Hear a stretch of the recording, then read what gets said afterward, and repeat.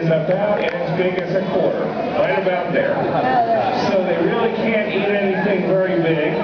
They're what we call filter feeders, and that is that they eat basically plankton.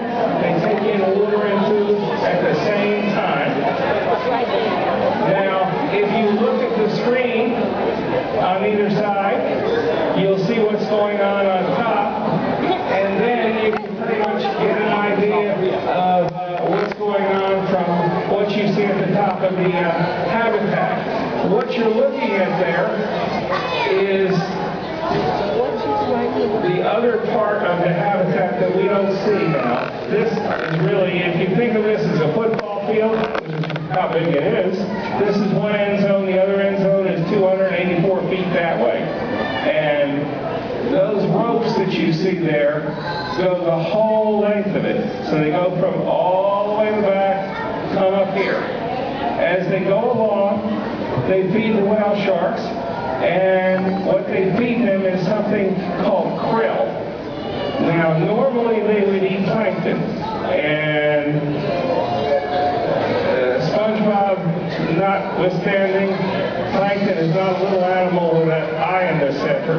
Plankton can be just about anything, vegetable or animal, that can't move by itself against the current horizontally. Normally, plankton is one of the things that makes up krill is something that makes up a lot of plankton. Krill is a little small shrimp-like animal. So we feed krill mainly.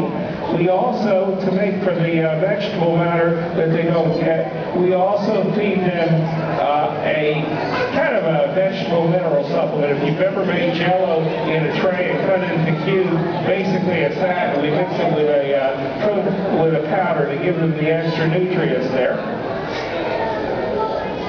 Okay, here comes one here, and there's a couple things I want you to note. First of all, you note all the water pouring into that mouth. Every time he opens his mouth, there's a lot of water going in there. And if you look, you can especially see when it makes a turn there, if you look at the gills on the side, you'll see that the gills kind of expand out. That's because water is going in the mouth and then out the gills. The food, there are certain organs inside the gills that actually will attract the food. So the food is held in there, and that's what they eat, and all the rest of the water goes out. Now, if you look at it, you'll see that our people are very close to the mouth of those whale sharks. They are dumping in it as close as possible. And the reason is, well, if you look there, you'll see a lot of little fish hanging around. It's the theory of the dog under the kitchen table hoping for a handout. Well, same thing. Only you would think the fish would be a little nervous because they're so close to the mouth of that whale shark. I think they've kind of figured out that isn't going to be a problem already. In fact, very often what you'll actually see is a fish go in with the rest of the water. And he usually comes out a little faster than it went in. It even has been known to come out of the gills, because there's no reason why it wouldn't be able to on that. It doesn't get stuck. So you'll see it either way.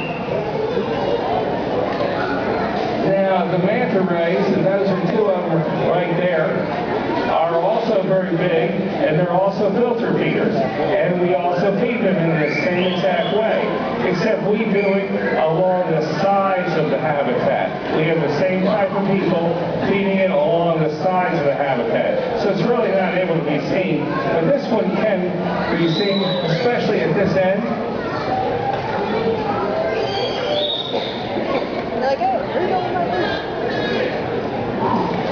Now, this is what we call a targeted feeding, which means that we know exactly how much is going to go to each animal. Some of our feedings are not like that. Some of our feedings are what we call broadcast feedings. The one where we feed the rest of the fish in here, we actually just food, cut up fish and all, come up along the window. There's piping on the underside of it, and there's just kind of a feeding frenzy.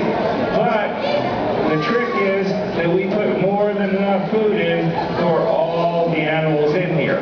Over about 350 pounds of food. And that is the trick why the big fish don't eat the little fish, generally.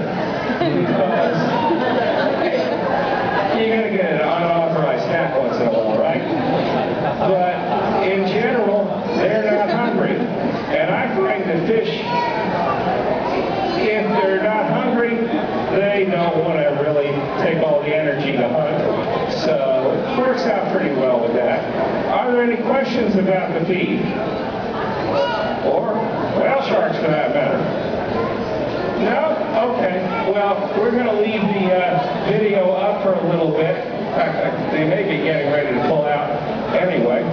But if you, yes? No, they're eating krill, which is an animal, shrimp-like animal, and then the vegetable mineral supplement. So in plankton is animals and vegetables.